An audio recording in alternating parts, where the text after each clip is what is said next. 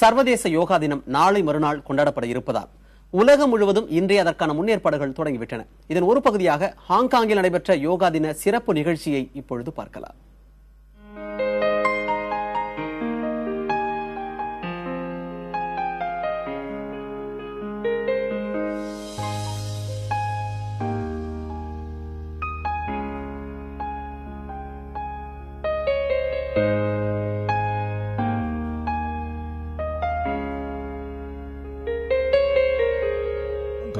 சர்வதேச யோகா தினம் ஜூன் 21 ஐக்கிய நாடுகள் சபை சர்வதேச யோகா தினமாக அறிவித்திருக்கிறது.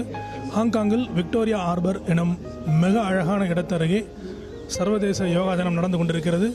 ஏறக்குறைய 2000க்கும் மேற்பட்ட யோகா பயிற்சியாளர்கள் யோகா செய்து கொண்டிருக்கிறார்கள். இதில் 90% பேர் உள்ளூர் சீனர்கள்.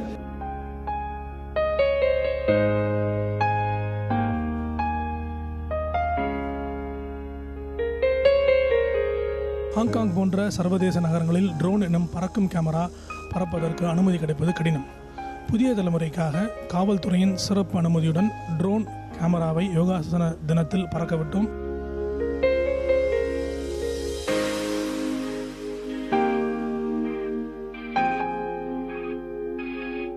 Consulate has played the majority role in the organization. Without the consulate, this would not have been successful. They have advertised a lot to reach the Chinese media. We have the Home Secretary of Affairs. They've advertised it on buses. If you see in the crowd, we have about 60% of Chinese people and non-Indian people. That says a lot about their reach.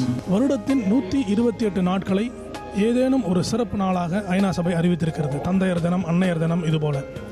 அப்படிப்பட்ட ஒரு தினம் சர்வதேச யோகா தினம். அந்த ஒரு நாள் மட்டும் யோகா செய்யாமல் வருடம் முழுவதும் யோகா செய்தால் எல்லா நாட்களுமே கொண்டாடப்படக்கூடிய நாட்களாக இருக்கும். புதிய தலைமுறை செய்திகளுக்காக கேமராமேன் அருணுடன் ஹாங்காங்கிலிருந்து ராம்.